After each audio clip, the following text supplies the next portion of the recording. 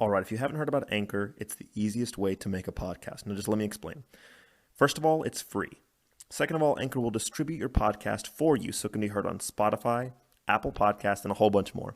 And third, now this is really important, you can make money from your podcast with no minimum listenership. Hear me when I say no minimum listenership. It's everything you need to make a podcast in one place. Download the free Anchor app or go to anchor.fm to get started. All right, and welcome. We have a very special guest here today, and that is one of the writers of season 1 and 3 and a staff writer of season 2 of The Wire, RAFAEL Alvarez. Not only that, he's also a decorated writer of short fiction, of many other books and series of that nature, as well as a writer from the Baltimore Sun, journalist. And we're very, very lucky to have him on the podcast today. Welcome, RAFAEL Alvarez. Thank you so much for being here today. Thanks, guys. I'm very glad to be here. I'm glad, yeah. So we're probably going to be starting with your career mostly and then diving off into The Wire eventually. Definitely focusing on The Wire Season 2 and your work there. So something that we were talking about, because we were recording our season 5 episode last night of that review of the final season, and in recording it we were talking a lot about I guess predicting like the tone that we got from the writers of the show, and it brought me to an interesting question for you early in your career, before The Wire, before any of that. What came first, your desire to write or your desire to talk about Baltimore and devote your career to Baltimore, which ended up being writing? Writing always. Yeah. From the 3rd grade. Really? Wow. And I don't know where it came from. I come from a family of blue-collar, skilled craftsmen. No writers in the family prior to me. When I was in the 3rd grade, we had a teacher who read out loud to us after recess, and she read the classic E.B. White books, Charlotte's Web and Stuart Little. And there was something about listening to her read Stuart Little out loud. The movie in your head is always better than the movie on the screen. Right. And there was this other kid in the class who said, "I'm going to be a writer." And I said, "Well, I'm going to be one too." And the Baltimore stuff came in a couple of ways.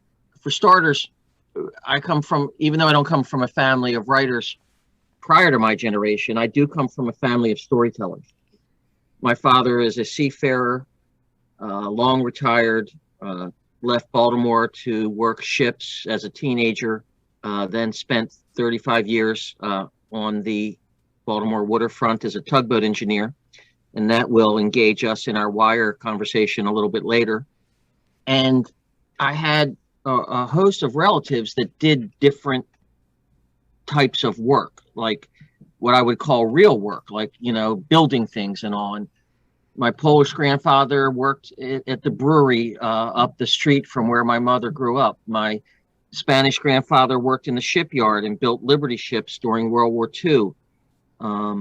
My Polish grandmother worked in sweatshops and made sandbags for the Allies during World War II. My mother, these are people that you would go to work as early as 14 and just get some kind of little job, at the grocery store. My mother worked in Jewish delis in the original Jewish neighborhood of Baltimore. And something that, like, watching TV while we ate dinner that never happened. It wasn't even something that that was considered. First of all, there wasn't a TV in the kitchen. Mm-hmm. And we were engaged in conversation, and I soaked up all these stories.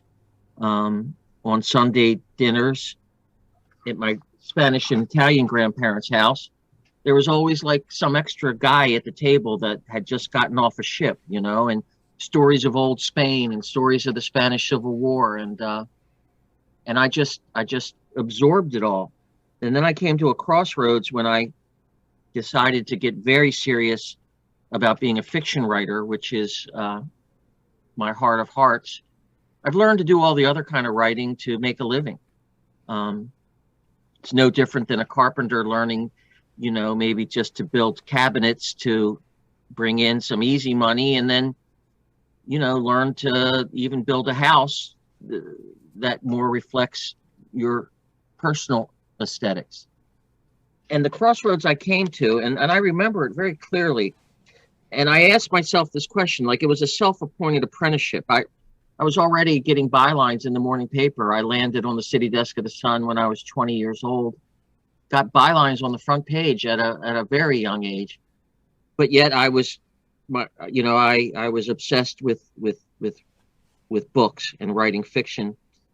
And I asked myself this question: Are you going to, in your stories, are you going to create a totally fictitious universe, like a city that feels a lot like Baltimore, but where you make up all the street names and you totally make up all the factories and the this and the that?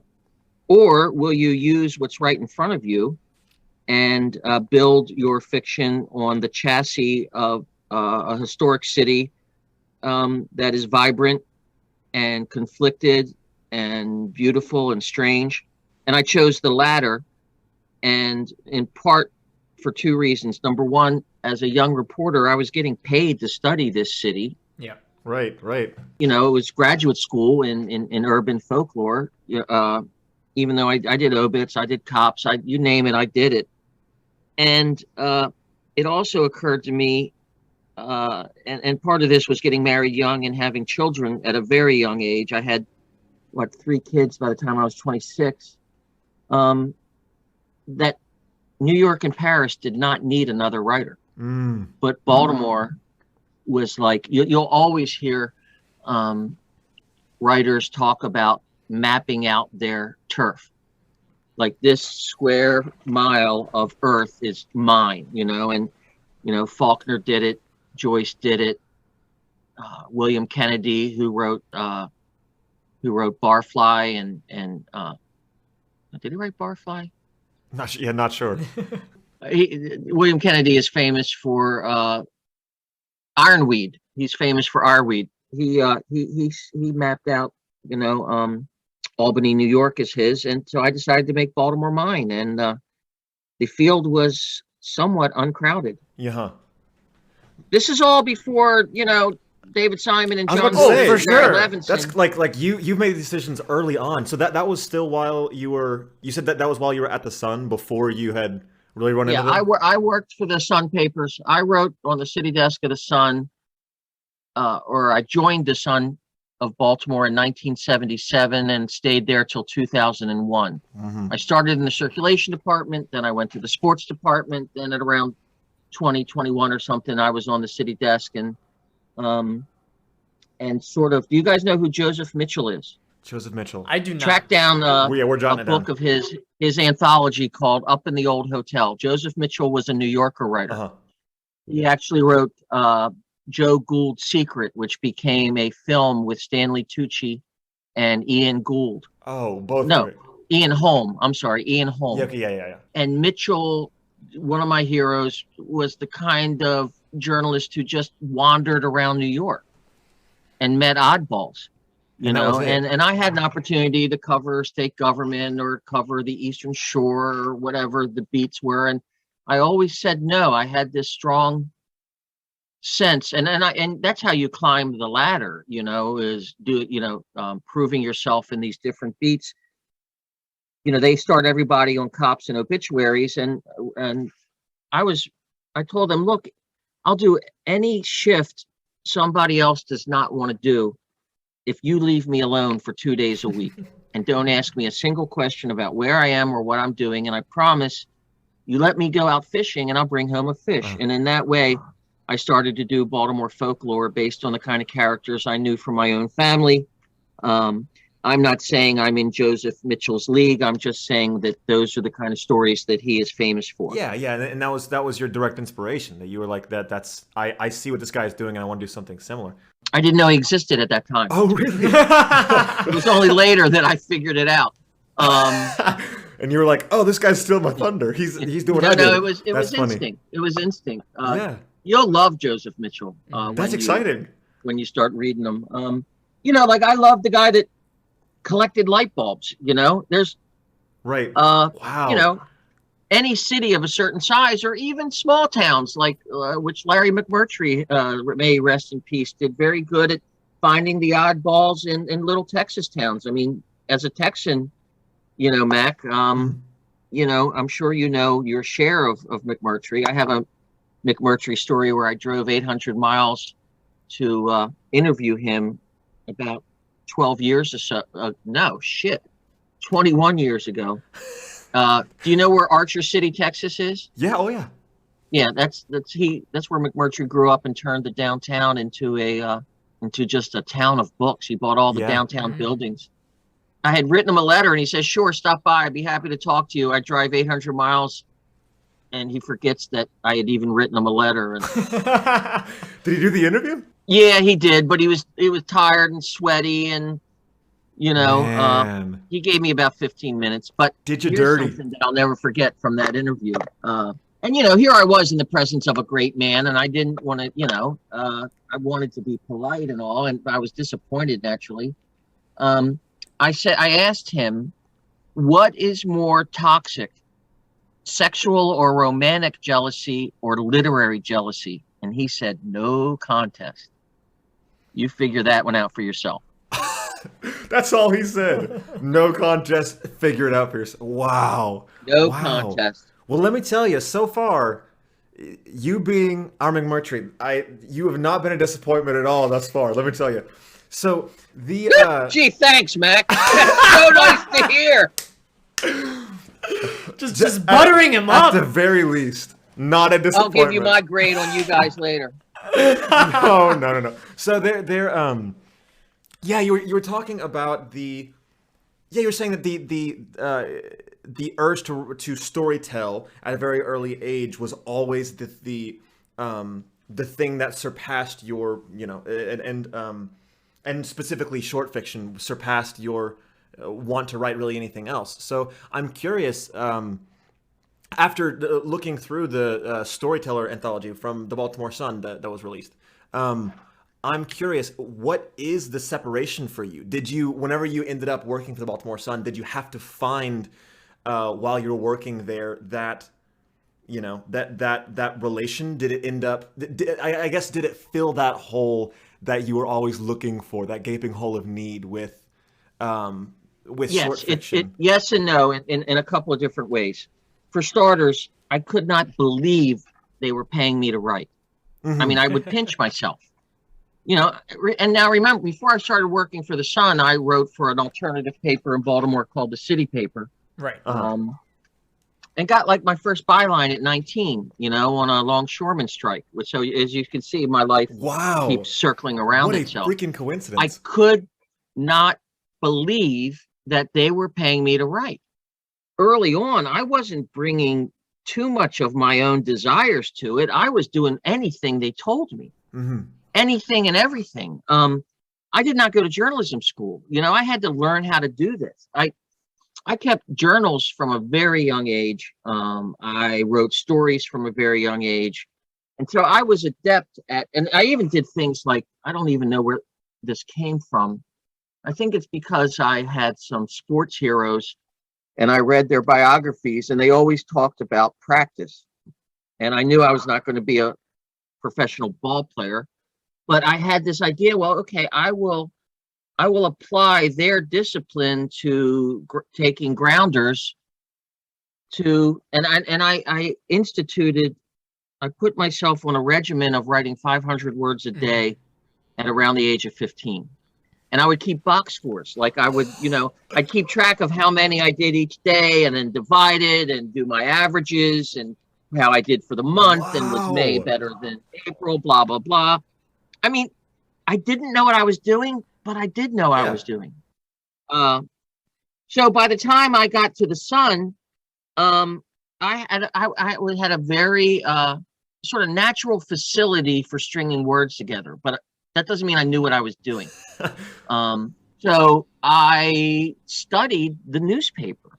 That was, I knew who was considered, everyone talks in newsrooms, who's considered the best writer. Yeah. Who's considered the best reporter. every now and then there comes along the total package where the guy is, or the woman, great reporter and great writer. That doesn't happen a lot, but anyway, I would study their stories, and I would bring a little bit of my own, verve to it. But I had to learn how to write things such as, and there was a lot of this.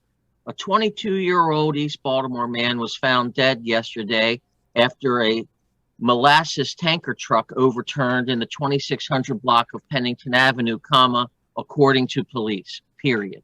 Bang. Now, I just rattled that off the top of my head. That's crazy. And then, okay, so then one of the staples of a daily newspaper are cops and robbers, obits, and the weather story. People love weather stories. And it's weird because you're telling them what they already know. Yeah. Right? If it's hot as blazes today and I'm writing for tomorrow morning, I'm going to tell my readers it was hot as blazes yesterday. Yeah. But then I realized that the weather story was a canvas for originality and invention. And I would use the weather story. All you had to do was get in the temperature, the predictions, the forecast, whether somebody died of heat, whatever they call it, heat something or other. Heat stroke. But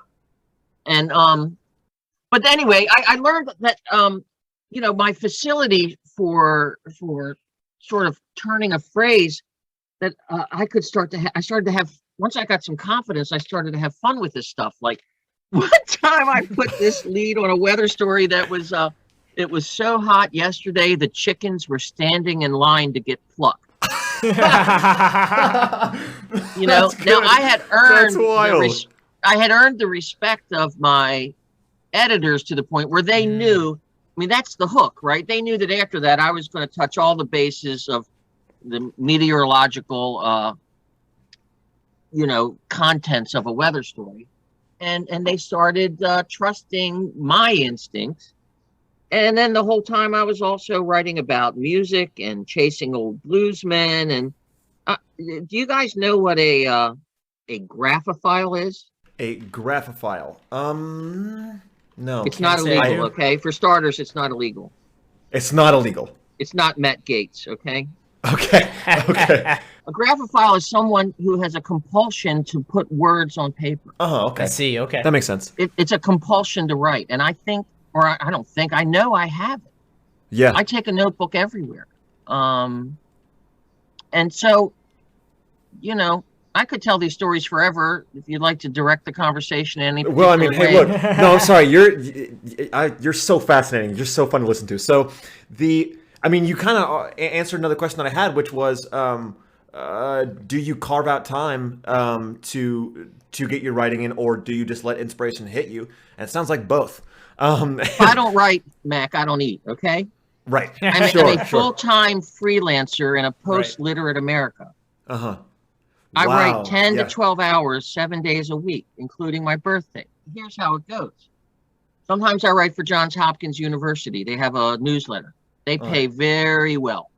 It's nothing I'm crazy about, but it's a nice chunk of change. Uh-huh. Mm-hmm. So I have 5 or 6 projects going on at all time. I currently have a screenplay going. I'm on the 3rd draft of a novel. I have a Patreon account, which I would love for you guys to tell folks about. Absolutely. So I go to work every day. Do you know who a musician named Frank Zappa was? Absolutely. Okay, good. Absolutely. Yeah. I'd have to hang up on you if you didn't. He's also a Baltimorean. Graphophile? No. Zappa? I'm out. Right. Well, I got to interview Zappa several times because he was one of my teenage heroes. And, the true artist in my mind, unless you wind up suffering from mental illness or alcoholism or all the things that get in the way of making art, goes to work every day. Mm-hmm. Yeah. They don't sit around and wait for inspiration. If saxophone players sat around and waited to be inspired, there would be no saxophone players. Yeah. So what I do is I know that I'm going to be writing all day, every day. And, I break for lunch. I take a little nap. I'll get up and take a walk. I use the first 2 to 3 hours of every day for me, for my writing. So the first thing I do every morning is work on the novel. Then I might write a little memoir. Then I will answer some mail. I still write old-fashioned mail. In fact, one of my Patreon offers to folks is quote unquote real mail, because people don't get real mail anymore. So you can get a personalized postcard from me once a month if you're interested. And then because when I first wake up and I have that first cup of coffee, I'm at my most creative. Right. I'm most able to dissect the puzzles behind the plots of my screenplays and my fiction.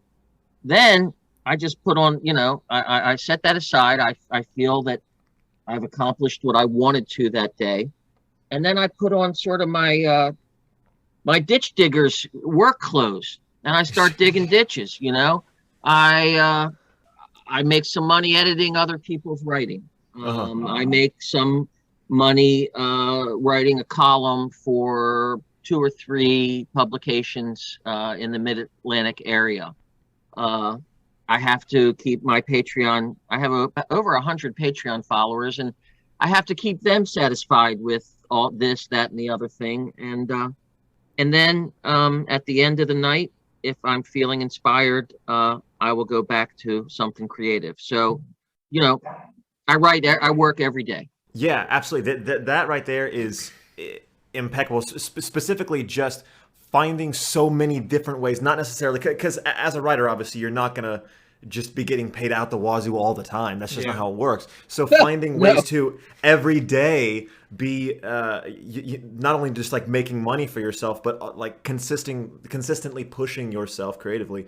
That's amazing. The fact that you have those systems set in place to always. I've been working. I've been a professional writer for 45 years now. Yeah.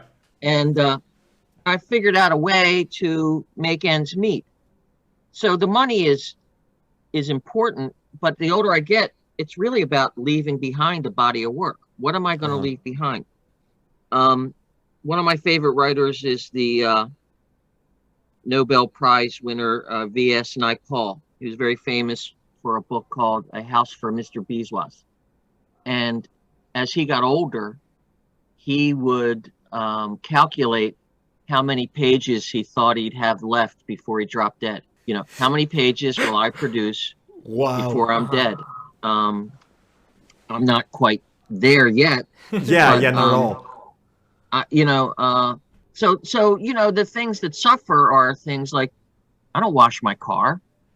Right. My car's filthy. Why would you? You don't need to. I mean, come on. My house is clean, but I have a woman who comes once a week, and here's a cool story, though. This is a Baltimore story.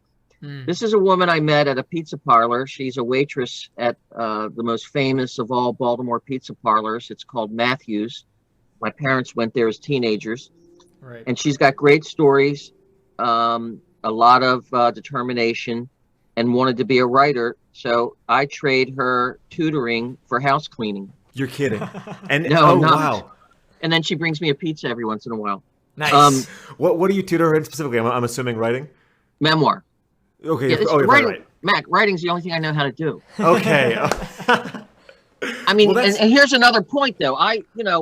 It's not just like alcoholism and mental illness or I don't know, fear of being broke. Many of the best writers I've ever known washed out because they went to law school. Yeah. I would love to be a musician, but I'm not. I would love to be a visual artist, but I'm not. I would love to be fluent in multiple languages, but I'm not. The only thing I know how to do is write an English sentence, with any real skill. So I have friends along the way who can do multiple things, and they don't get their writing done because they spend half of that. I'm doing 10 to 12 a day on writing. They may only be doing 3 on writing because they're spending the rest of the day playing guitar or painting. And that, which is not to say that their music and their art is not valuable and worthwhile. It's just to say that every bit of my creative energy goes into leaving behind a document of my experiences on planet Earth. While alive, yeah. Wow, that is admirable, absolutely admirable. So now I'm extremely curious. You clearly have a serious understanding of what it is to work and how to produce consistent writing and whatnot. So I'm now curious, what is it like whenever you go into a writing room or go into a writing scenario where you're not the only writer? Yeah. I hate it. I fucking hate it. Well, because that also leads to the next question, like, especially with The Wire, with season 2, was that, I guess, how much control did you have over that one specifically, and was it weird picking up characters that you didn't create in your head already? Well, okay, so let's talk about season 2. Number one of the reasons I don't do well in writers' rooms is because I hate collaboration. I'd rather do it your way or my way. But, man, I just hate compromise. I hate putting shit on paper, ripping it up. Putting shit on paper, written it. I rewrite my stuff 10, 12, 15 times. But I have my own idiosyncratic approach. I'm a team player, but I don't like being on a team. Yeah. I work alone. And the older I get, I just don't want to talk to people. In fact, I'm getting a little tired right now. We're going to have to do this. We'll have to do this in 2 segments. The reason David Simon invited me to be on staff for season 2 is because it was about a milieu and a culture that I grew up in. Right. Okay. So my grandfather came to America on a ship from Spain in 1925, worked at the shipyard. My father, did I send you the essay on my dad shipping out? Yes. You did, Okay. yes. That tells you all about my father leaving Baltimore as a teenager and working on an ore ship that went down to Venezuela and back. All of my father's buddies were like these waterfront characters that drank beer and ate hard-boiled eggs in these neighborhood bars. When I was 18, I bugged the shit out of my father to get me on a ship because I had been reading too much Hemingway and Jack London. And he managed to do it. I'm not a sailor. I was able to do the physical labor, unskilled, pick this up, move that over there, blah, blah, blah. So I'm 18 when I go to sea the first time. I was making enough money in the summer to pay for my tuition at Loyola College in Baltimore. And this was another wanting this writing life so badly, so desperately, and just putting honest effort out there and being lucky enough that it was rewarded, that things came my way. I knew prior to age 18 and going to sea, I was writing poetry, which is embarrassing. Basically, I was rewriting the lyrics to Led Zeppelin songs and calling it poetry. And I was determined at 18, okay, I'm going to learn to write a short story, and I don't know how to do it. So again, I'm good with throwing words together, but I really don't know how it's done. I bought a copy of David Copperfield by Charles Dickens and read it at sea that summer to figure out structure and how I see narrative as Lego blocks, how I can put them together so they adhere and build a stronger foundation. So I had personal seafaring experience.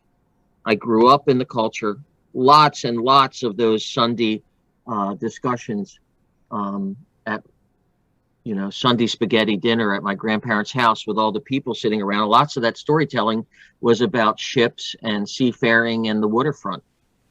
So I was sort of a natural, and David Simon and I were desk mates in the newsroom of the Sun at a very young age. Wow. I think I got to the Sun maybe 2 years before him, and I might be a year older than him, something like that. I didn't have to figure out the characters for season 2. He asked me to create them. And by create them, what I mean is he would give me a stick figure. Okay, I need a union boss, and he's about this age. That's all he would say. And so, and man, it was like the thing I like best about storytelling, particularly in the world of fiction, it's like playing with puppets. You know, I mean, that sounds silly, but no, you know, a puppet show is fascinating because they're on the shelf. When Simon gave me these guys, they were unnamed. They just were the very, very broad outlines. So they're dead on the shelf, and I got to make them alive. So I named Frank Sabaka. I took the name Sabaka. I didn't want a Polish name that ended in SKI. You know, I wanted something that was a little harsher coming off the tongue, so that when what's the captain's name who's when you have Valchek. Valchek. You know, Frank Valchek. Sabaka, and very aggressively every time, yeah. Yeah, so when Valchek says things like, I want Frank Sabaka, you know, it sounds a little more aggressive than Frank Wisniewski, you know? Yeah. But I found the name Sabaka in a Polish cemetery, and I had been. Wow. I keep notebooks. You know, I've got 40 years of journals.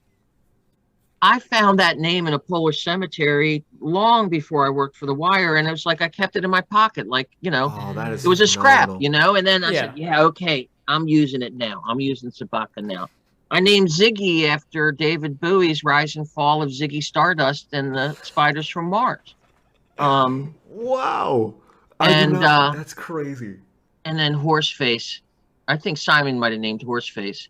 But growing up, all of my father's friends had nicknames on the tugboats. There was a guy named Pinhead. There was a guy who never bathed that they called Ronnie Rottencrotch. Oh my God, that's good. That's a good nickname. There was a real skinny guy that called Hercules. You know, of course, it's classic. Yeah, I knew these characters. I went to the shore with these characters as a little boy. I know the rhythms of their speech. They were all good men in terms of, you know, a lot of them might have drank too much or this or that, or every once in a while, you know, a stolen ham might find its way into somebody's refrigerator. Sure. But of course, I didn't know it was stolen when I was 9 years old, you know. Right. Yeah. And I was, my brothers and I were taken to bars the way that the Irish will take their kids to the neighborhood pub. It wasn't, these weren't nightclubs. This was a place where a woman like Miss Dolores, I've known so many Miss Doloreses. I wrote dozens of stories of real life Miss Doloreses long before The Wire. So anyway, you could argue, guys, that all the work I had done prior to 2002 was a curriculum to write The Wire before anyone even knew there would be such a thing as The Wire. Which is funneled right into it. Absolutely. Yeah. And so oh God, that's so interesting. I love knowing that now. I'm never going to be able to watch the same. So had you seen season 1 of The Wire prior to season 2? Did you already know the tone of the show? And yeah, I wrote for season 1. I wrote a script. Oh yeah, duh. I already knew. Sorry. I'm so sorry. I blanked on that for a sec. Sorry. Yeah. I apologize. I also wrote a fair amount of crime for the Baltimore Sun as a young reporter because that's how you learn. You know, you cover the police beat. And Simon turned the police beat into a criminal justice sort of, not social justice, but like a sociological look at the pathology of crime. Right. I am not that kind of thinker and I'm not that kind of writer, but I still had to cover, you know, hundreds of murders. You know, I would take the first pass at these things. So I knew what bad guys were like. I knew what these neighborhoods were like, but David Simon and Ed Burns, the retired homicide detective, They really and truly knew what it was like, not just from their respective jobs, but the year they spent on a single drug corner. For the corner made David's reputation. It won Emmys. Yeah. The corner made David's reputation to position him to be able to sell the idea of The Wire a couple years later. Yeah. But I can't sit here and pretend that I relate to the bad guys. And of course, the bad guys were in the Longshoremen's Union as well. But I lived with the waterfront guys. The classical others, the corner boys and all that, I knew intellectually, and I know enough about storytelling to maybe amp up the emotion a little bit. But David and Ed and Pelicanos knew these, because I don't write crime aside from being paid to do it for television. Yeah. That's not where my instincts tend to go. My novel, which is going to be over 400 pages long and is now in the third draft, I don't think it has a single crime in it. Anyway, but so I was, exquisitely suited to write season 2 of The Wire. Something that we were noticing as we were watching it, and that heck, you've even said yourself, is Heck. oh, I got heck again. You hecked me again. Heck, Mac. I didn't even notice it. Let's go get us milkshake, Mac. What the heck? Yeah, let's go. Golly gee whiz. Let's go to the Dairy Queen. Me and you, Ralphie. Me and you, right. Ralph. Oh gosh. Oh God, that's so messed up. I hate you. It's fun fucking with you guys. As we were watching the show, Right. We saw a bunch of we noticed the fact that it was very cyclical. We noticed the fact that you even said it yourself, that it paced itself like a Russian novel. It was very I never said that. You never said it. No, it was in your book. Yeah. It was in your book. You read David The Truth Simon. Be Told? Yeah. Oh yeah. Okay. Yes, it was in the book. I don't talk the way I write. Thank God. But it definitely felt like, Tolstoy. Well, tell me about the like circular Chekhov. thing. What point are you trying to get at in terms of it sort of repeating itself? Yeah. I guess I was just curious, like if that was something that was done intentionally, or if that was something that was talked about. The fact that for a good part of season 1, as we were watching it at least, we get to like episode 2 or 3, and at first we're like, is this show boring? I don't know yet. And then you realize, oh, I have not been respecting the show nearly enough. I need to go back and watch it from episode 1, because everything is happening in the subtext. Everything's happening in the silence. So that idea of the layers, and I think Simon's response to the Russian novel is that it was more like Greek tragedy. Those are all decisions made high without me and above me. That's probably all the stuff that David and Ed hatched out. Sure. A lot of times, they were the showrunners, and they would figure out or have a very strong notion of the themes and how those themes intersected and the sociological arguments they wanted to make. Season 1 was the failure of the war on drugs. I've always say these are like the 5 seasons of The Wire are the 5 nonfiction books David Simon probably would have written had he never gone to Hollywood, metaphorically gone to Hollywood. He still lives in Baltimore. Number 1 was the failed war on drugs. Number 2 was the death of organized labor. Number 3 was the hollow promises of reform. Number 4 was the failure of public education. And number 5 was the complicity of the media in the previous 4. He and Ed would carve out different plot points. And you can't carve out all the plot points ahead of time, because the story, any really good story is alive.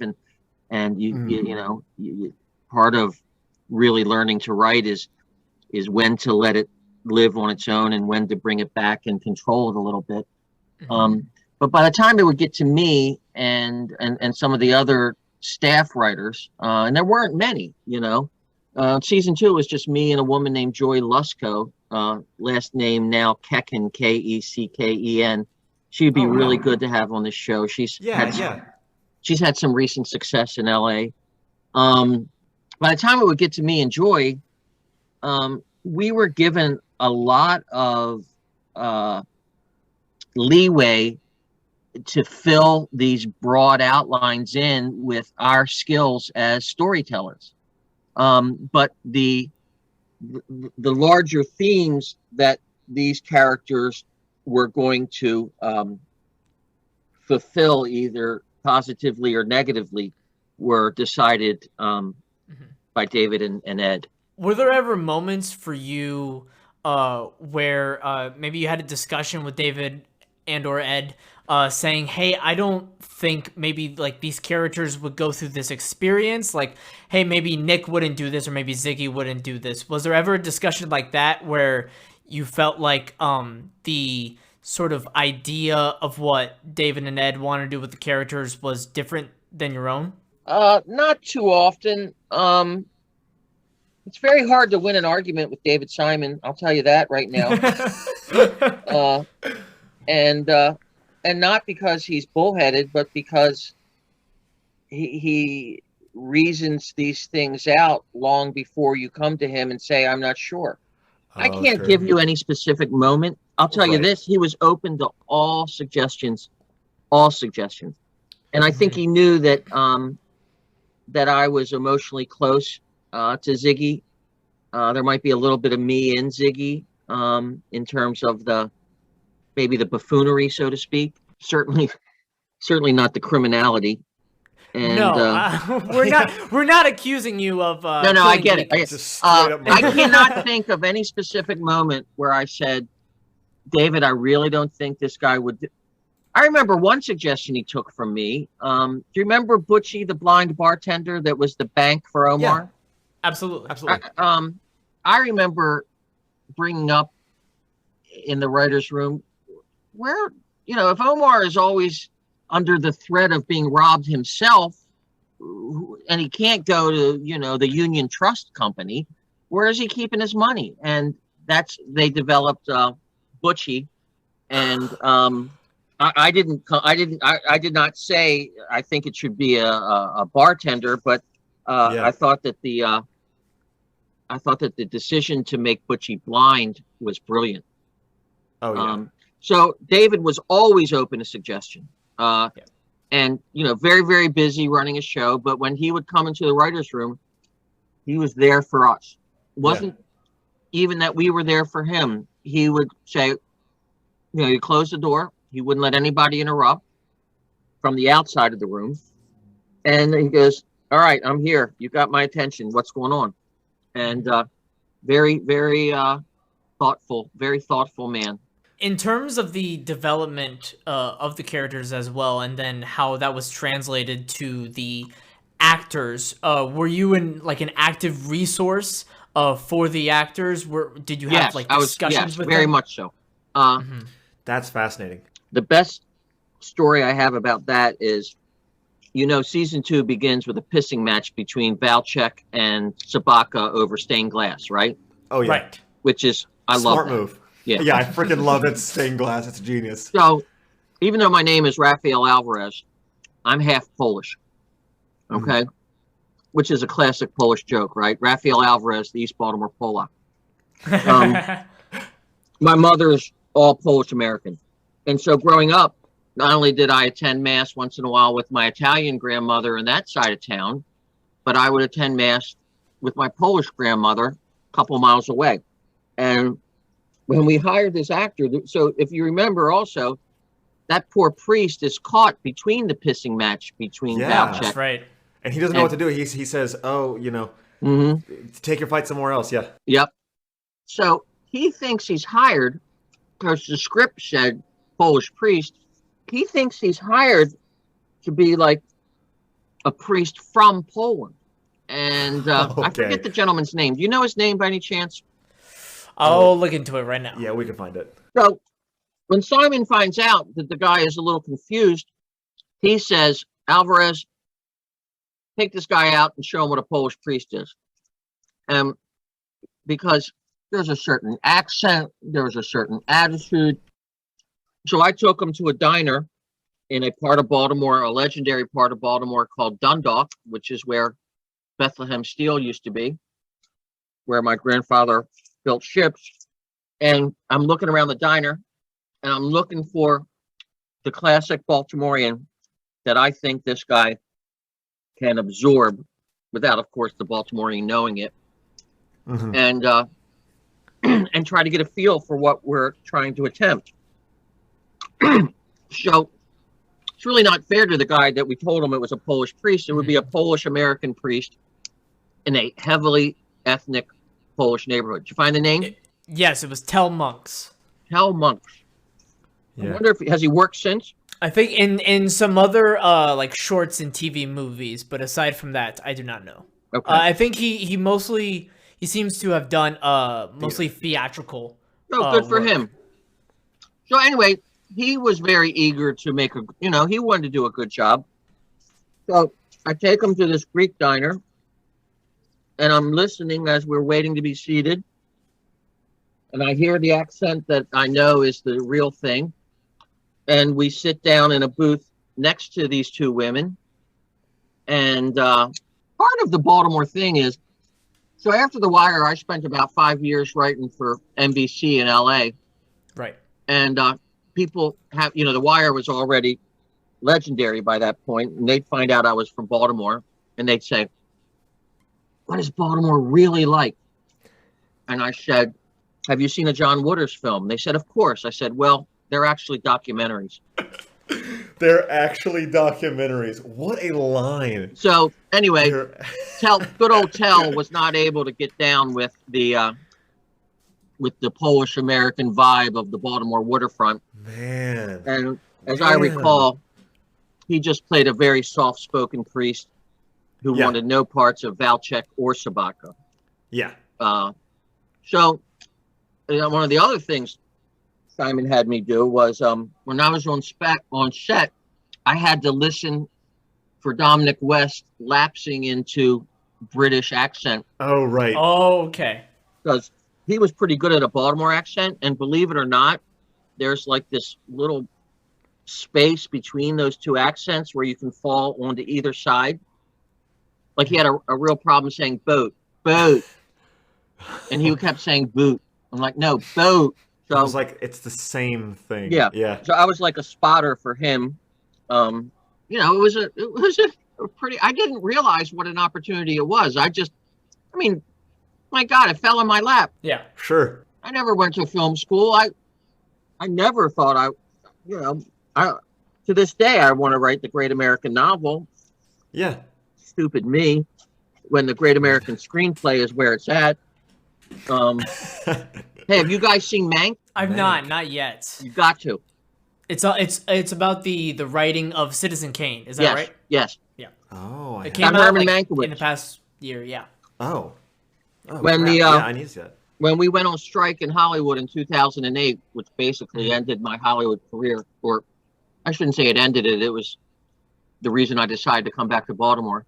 I was fortunate enough to meet Mankiewicz's grand nephew, the grandson of his brother, Joe Mankiewicz. So what next, guys? We're coming up on an hour. Yeah, no worries. Thank you so much. Oh my gosh. Absolutely. This was thrilling. And you can find Rafael Alvarez on Patreon, patreon.com/Rafael Alvarez Baltimore. Absolutely. And you can become a patron through that. Is there anything else, Rafael, that you would like to promote? Yeah, my personal website is maconstreetbooks.com, MACONSTREETBOOKS.com. And that waitress, that pizza waitress who cleans my house in exchange for tutoring, her first story is on that website. Oh my gosh. Just click on Liberty and Leeway. It's in the menu. Liberty and Leeway is where she grew up. And man, she just did a great job. That's fantastic. Just a really, really great job. And it's really exciting to see somebody, came up a little bit the hard way and not with a family that really gave her any direction, that at the age of 42, she wants it. She wants it bad. And she's doing the work it takes to get it. Anybody tells you that writing is not work is not a writer. And hey, respect to her, because that's really why we're all here. Yep. You know, is figured out process. Let's get better every day. Absolutely, man. So listen, touch base with me anytime you want. I'd be happy to do this again. Yeah, we fully plan on reaching back out. Yes, so yeah, thank you for that. And also, we would love to reach out as well for Sophia. Oh my God, that's so crazy. What you need to do then is you need to touch base with me in mid-June after they wrap. Oh, can do. And a lot has been written about her. After For All the Boys I've Loved Before became sort of a sleeper hit that year. I think Variety named her one of the 10 young screenwriters to watch. I believe I would say so, yes. I totally believe that. Yeah, like in terms of young writers, it's her and Phoebe Waller-Bridge. Those are the only names that I literally had no idea that was your daughter. That's crazy. Oh, you knew Sophia? Oh my God, I've definitely heard of her. Yeah, really. Me and the people that. Oh my gosh, me and the people in my circle. Yeah, because we're all writers and directors. We're trying to. You're all theater nerds. Theater and stuff. Yeah, big theater nerds, and so yeah, we definitely that's cool. have heard of her. Well, she's made me a grandfather, which has made me very happy. There's a lot of little kids on set, the children of the producer and the costume designer, and oh man, right. So my grandson's going to the beach every day with all these little film kids. Is that so weird? Like a constant vacation. I know, really. So listen, if either of you ever find your way to Baltimore, please look me up. I'd be happy to show you around. Thank you. Absolutely. Thank you Yeah, so and much. we will. Oh my gosh, that is the nicest thing. We'll get a good crab cake. Absolutely. Oh, I'd be happy to, and go to the same diner that you took Tell to. Thank you. Thank you so much. Thank you so much, Raphael. Bye, guys. Have a good one. All right.